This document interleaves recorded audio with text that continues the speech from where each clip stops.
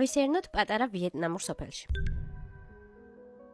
მოდი ნახოთ, როგორ გამოიყურება პატარა ვიეტნამური სოფელი, რომელიც ასევე იდეალური ადგილია თემატური ფოტოების გადასაღებად. ეს ადგილი მდებარეობს ჰოჩიმინთან ახლოს. მანქანით სულ რაღაც 30 წუთის სავალზე და აი ასეთი ავთენტური გარემო დაგხვდებათ. აი ზუსტად ისეთი ადგილია ბავშვობაში ანიმეებში რომ ვუყურებდი ხოლმე და თავის ზღაპარში მეგონა. მისი სახელია ბინ ქუი, იმედია სწორად ვამბობ, ტურისტული სოფელი. აი დავწერ აქ და ასე შეგიძლიათ ჩაწეროთ Google-ში და მიაგნებთ. იგი ჰოჩიმინის ერთ-ერთი ტურისტული ღირსშესანიშნაობაა.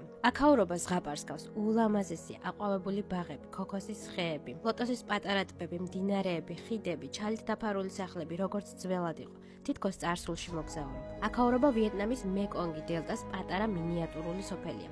შესანიშნავად არის გათმოცებული სოფლის თუ ინდუსტრიის გარემო. აი ეს მაიმუნის ხიდი ნახეთ, რა ჩვეულებრივი ხიდი მეგონა შორიდან და როგორი აღმოჩნდა. კი გავბედი ასლო და იმაზე რთული იყო, ვიდრე ერთი შეხედვით ჩანს. აქ ყოველკვირეულად იმართება კულინარიული ფესტივალები, სადაც ასობით წლის წინანდელი მრავალი კერძის დაგემოვნება შეძლებ. იდეალური ადგილია თუ გინდა ხმაურიან ქალაქს გამოექცე და ბუნებასთან ჰარმონიაში გაატარო დრო. და რა თქმა უნდა, ულამაზესი ფოტოსესიაც მოიწყო. ყველა კუთხე-კუნჭული ისეა მოწყობილი, რომ შეუძლებელია ცუდი ფოტო გამოგივიდეს. მეც რა თქმა უნდა ცოტა ვიპოზიორე, სამახსოვრო ჯადოსნური ფოტოებიც გადავიღე და უბრალოდ დავტკბი აქ სეირნობით. ეს არის ნამდვილი ოაზისი ქალაქის შუაგულში. საკმაოდ მრავალფეროვანი და საინტერესო ადგილია. თუ ვიეტნამში მოგზაურობას აპირებთ, გირჩევთ აუცილებლად მოინიშნოთ. მეტი საინტერესო სამოგზაურო ბლოგისთვის კი გამომიწერეთ და დაელოდე შემდეგ ბლოგს. აბა დროებით.